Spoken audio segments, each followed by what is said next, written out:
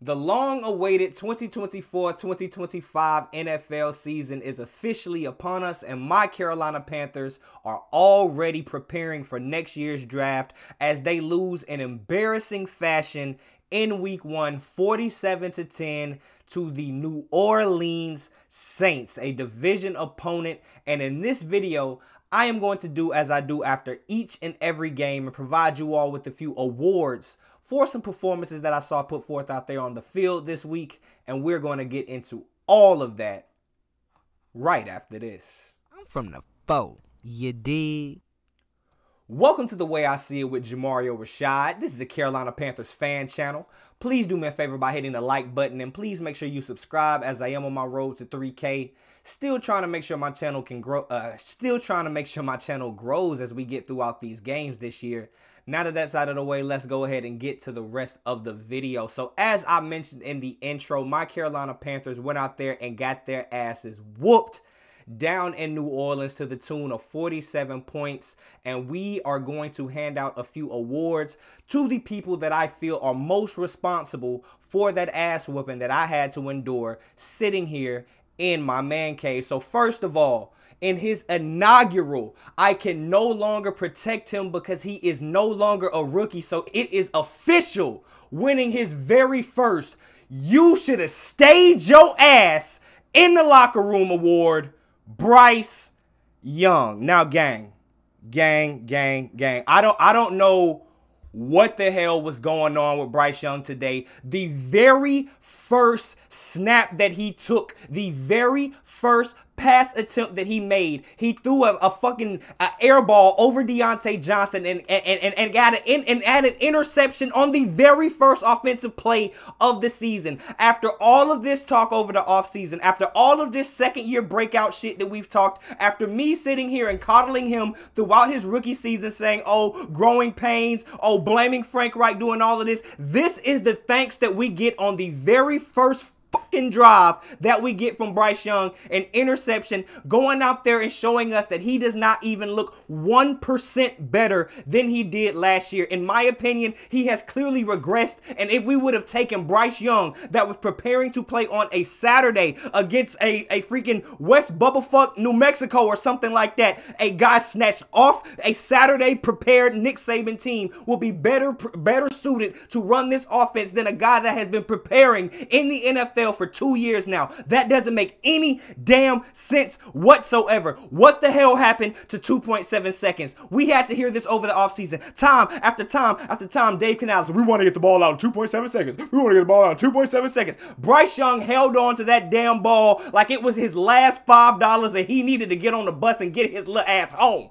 I don't know what the hell he was looking at. He was not going through his breaks. If Deontay Johnson did not get open, he would force his little ass out of the pocket, scramble to do absolutely nothing. He doesn't have balance. Even when he tried to get some yards, scrambling out of pocket and actually run, he would just fall down to the ground, fumble the ball going into the end zone. Thankfully that he got the damn ball over the plane, but he looked like he is just completely shell-shocked, and he is inching closer and closer, snap after snap, play after play towards that B word. And I'm not talking about a female dog. I'm talking about a goddamn bust. Y'all know exactly what I'm talking about. Bryce Young was absolutely terrible. He was sacked by a nickel DB on 3 separate occasions in this game. Do not get it twisted. Do not get it mistaken. That is due to his inability to react and to diagnose the defense. That is the thing that he was praised for so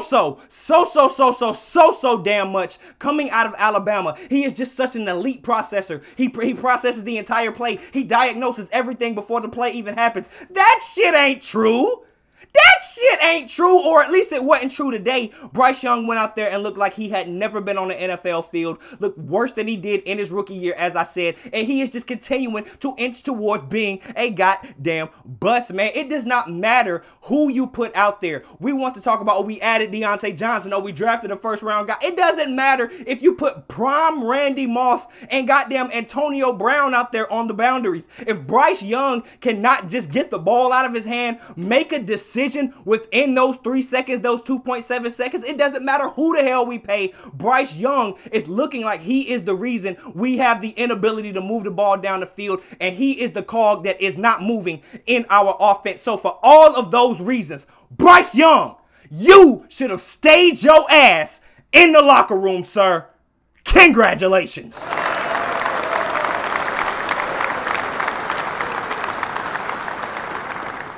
Out there looking completely fucking terrible, man. Just terrible.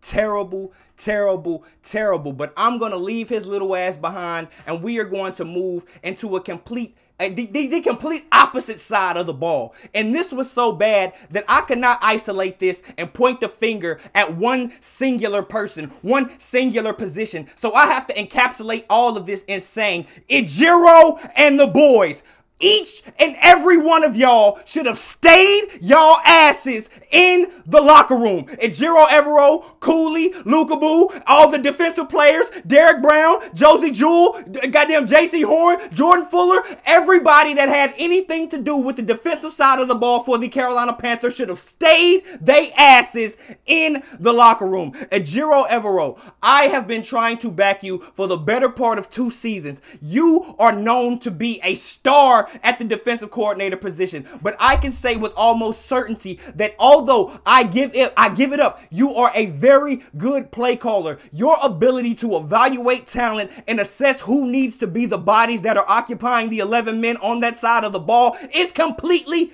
terrible, bro. You are a terrible talent evaluator. Why do I say that? Maybe because our DBs got torched each and every play for the first 8 defensive possessions of the game, and they did not get a stop and force a punt until the backups on the Saints were put in the goddamn game. What are we doing? What are we doing? We couldn't stop the run. We couldn't stop the pass. Maybe when it comes to putting the ball in the air, maybe cutting maybe 5 or 6 a majority of the DBs that have been in your room, that have been on the team throughout the duration of some of last year, throughout OTAs, throughout minicamp, throughout all of this, that have taken the time, months and months and studies about learning your scheme and learning how to play it. Maybe those guys would be better suited to be DBs on this team, more so than guys that you just signed off the street a week or so ago. We have 3 or 4 new DBs that went out there and got their asses toasted. Maybe we could have just kept some familiarity in the room, and this wouldn't have happened just so much. Moving on from the DBs, I don't know. I personally, I'm gonna go ahead and tell y'all, compared to this man, I'm a broke ass person, so I don't know how much $80 million weighs, but it looked like Derek Brown was carrying $80 million, every single penny of that $80 million that we paid him in the offseason.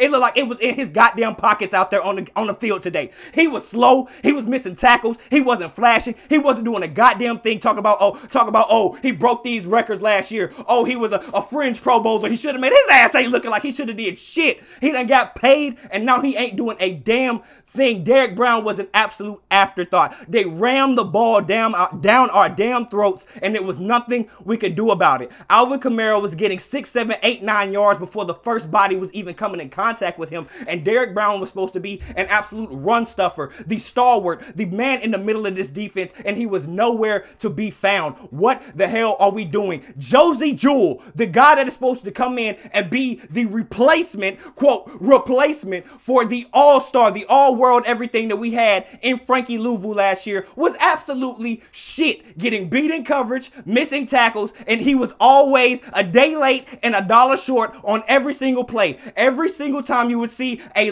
late timely first down or just an aggressive run, his ass was either in there getting burnt or getting ran over. Shaq Thompson, the 10-year veteran on this team, the guy that learned under Luke Kuechly, that learned under Thomas Davis, coming off of this injury 1 year later, I'm afraid that Shaq Thompson's ass just might be washed. He got trucked and missed a tackle on Taysom Hill. I know that is a big man and hard to bring down, but you are the interior linebacker. You have to be able to make that tackle. Shaq Thompson, it's looking real bleak for you, my buddy. Trevin behind you, and he might be getting a lot more snaps starting next week, if that's how 54 want to look on the TV next each and every week, man. I don't know what else to say. Ajiro Everson, the entire defensive line. I encapsulate all of this in saying Ajiro Everson and the boys, each and every one of y'all should have stayed y'all ass in the locker room. Congratulations.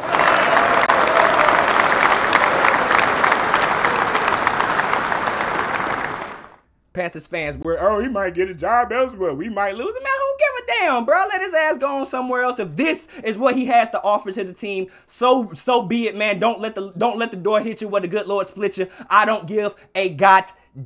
Let's move on. So finally, we are going to move into some guys that were on the very, very fringe. I didn't want to say they should have stayed their asses in the locker room, but had they fucked up one more time, they would have been on this list just like Bryce, just like Ajiro and the boys. But so, rather than saying they should have stayed their asses in the locker room, they have a new distinction. So winning the inaugural Honorable Assness Awards, we have Jonathan Mingo and head coach Dave Canales. Now, honorable assness means, as I mentioned, right on the fringe. Your ass was ass, but you had a few bright spots that I'm going to give you a few little passes. Now, Jonathan Mingo, a lot of people are going to be in the comments saying, no, his ass should have stayed in the locker room. Now, why is that? Jonathan Mingo was targeted 5 times. He had 2 catches. Now, on those 2 catches, his big ass fumbled the ball both times. The only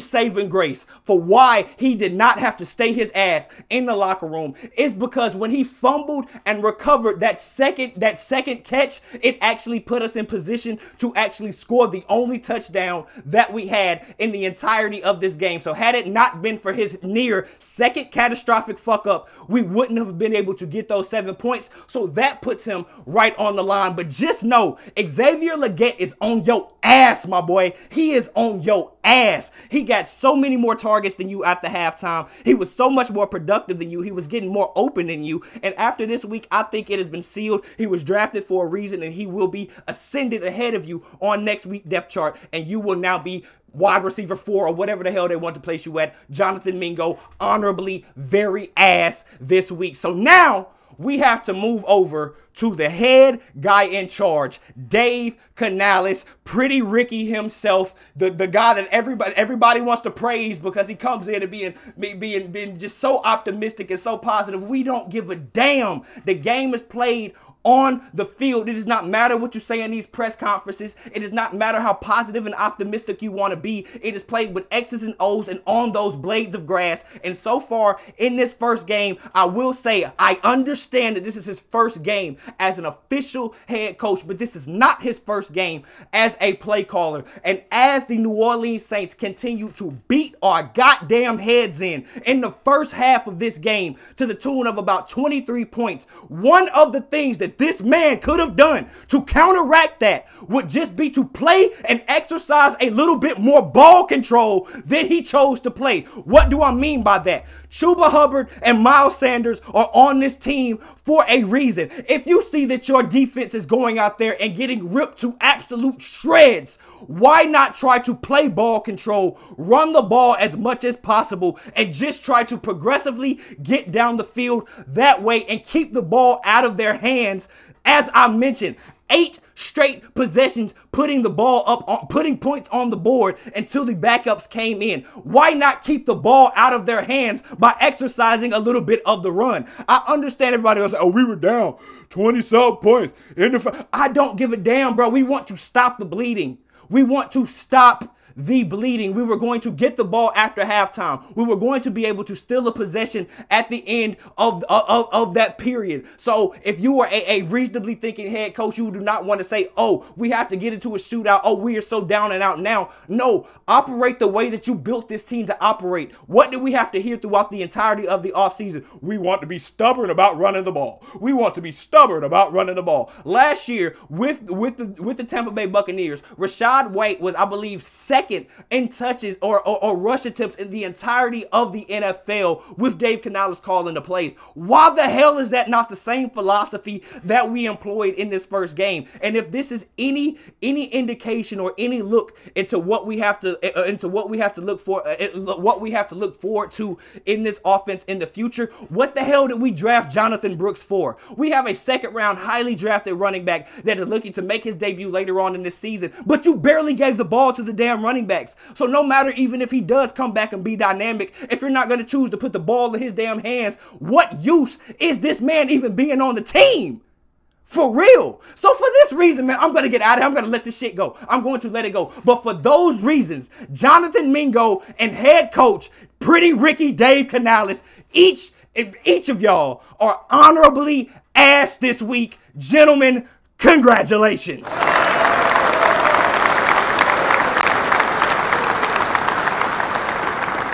Oh my God, it's game one. It's game one of the season, man. It's game one of the freaking season, man. Those are my thoughts. Those are my awards for this week, game one, this embarrassment. We are going to be the laughingstock of the league. We are going to get the first round. We're going to get the first overall pick in all of the mock drafts for the next God knows how many months, weeks. And so we're going to have people on Twitter just talk about, who should we draft? It's going to be complete hell, man. And I was so excited, so amped up for the past few months, just ready for this to get here. And within a few hours, within a few minutes, actually, I came home to watch this game. I went and got me some wings from Chex Grill, a fresh order of honey hots. Dog, within 3 minutes, I had been through one wing and I had been devastated and couldn't finish until the game was over. That's how bad this shit was, man. That's how bad and embarrassing this game was.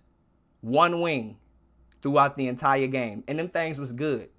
They was delicious. So, man, what do you all think about this week's award? Who else should have stayed their asses in the locker room? Are you saying that we are just absolutely devastated? The season is over with here. People talk about the draft are rightfully doing so, man. What is up with Bryce Young? How do you feel about Dave Canales? Is Ajiro Everson a fraud? Is all of that money weighing down Derrick Brown? Are we just a completely lost cause and just a poverty franchise, man? Whatever you all think in the comments, leave your comments down in the comment section. I will be sure to get back to you then. But until next time, I am Jamario Rashad. This is the way I see it, and I'm out. Peace.